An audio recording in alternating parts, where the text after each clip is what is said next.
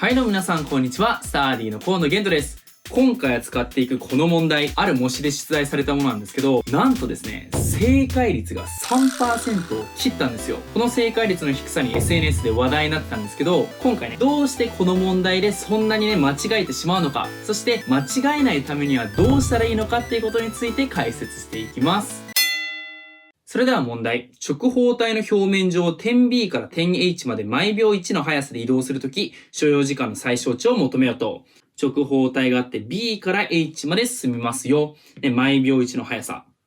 ということで、ここからね、H まで行くときの最短距離を求めてあげて、それを速さで割ってあげれば、その最小値をね、求めることができるよね。じゃあ、B から H。だから直線で結べばいいんでしょ？ルート3の2乗プラス4の2乗プラス5の2乗。ね、直方体に対角線長さを出してしまっては当然ダメですね。こういうミスをしてしまう人は普段からね、しっかりと問題文を読むようにしましょう。今回はね、直方体の表面上をでね。だから、こういう風に真ん中を通っちゃいけない。だから当然これはダメ。じゃあ、直方体の表面上を通る最短距離ってどういう風に求められるのって言ったら、こんな感じでね、こう通ってこう行くと。あるあるの問題だよね。立体における最短距離。最短距離の問題に限らないわけだけど、立体の問題っていうのは平面に落とし込むと。人間っていうものはね、3次元で考えるとうまくいかないもんだから、2次元でね、簡単にしてあげて、計算してあげると。平面に落とし込む。こういう最短経路の問題もどう平面に落とし込めるかというと、これをパカっていう風に展開してあげることによって、平面の問題に落とし込めると。こんな感じね。ABDC がここにあって、DCHG がここにあると。そうすると、ここの長さが3、4、5で、B から H までね、CD 上の点を通っていく最短経路って言ったら、ここは一直線になるときでね。すなわち、その時の長さは、ルート3の2乗プラス9の2乗。ルート90。ね。3ルート10だけど、あえてね、ルート90のままでやります。こんな感じで求めることができる。じゃあ、これが答えだ。っていう風にやる方は、要注意ね。これ、こういう場合で考えてるわけだけど、いろんな場合あるよね。こういう場合も考えられるな、っていう風に思うわけ。そっか、DC 経由で行った場合は、ルート90だけど、こんな感じでね、DA 経由っていうことがあり得るのかっていう風に、ちゃんとね、見抜いてほしいと。じゃあ、今度は AD 経由で考えてみましょう。そうすると、今度はね、ABCD があって、こんな感じで EH が続くと。で、当然 B から H まで行く最短距離は、ここ一直線に結んだとき。ここが4で、ここが3で、5なので、4と8でね。ルート4の2乗プラス8の2乗。これルート80になって、4ルート5だけど、あえてこのままにしておきます。で、ルート90、ルート80。じゃあ、ルート80の方だ。ね、これダメだよね。だって、こういう場合もあって、こういう場合もあるわけだけど、他の場合もいろいろあるからね。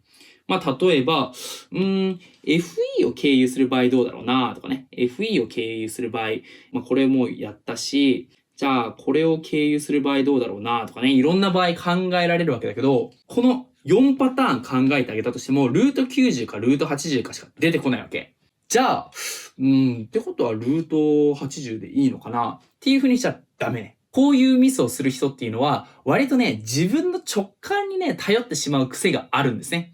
例えば、図形で言うと、こことここ平行になりそうだなっていうので、計算進めていっちゃったり、ここね、最小値ってこういう時だよな、中点かなとかね、勝手に直感で頼ってしまう。今回の場合も、何個か試してみたけど、なんかこれしかないな、じゃあこれかっていう風にしちゃうからね。それは要注意。ちゃんと理屈で考える。ね、今回の場合で言うと、理屈で考えたらね、この、三平方の定理を考えるわけだけど、3と4プラス5っていうものと、3プラス5と4っていうものがあるわけだから、ね、3、4、5のうち、その2つを足すものっていうのは、3種類出てくるわけでしょ。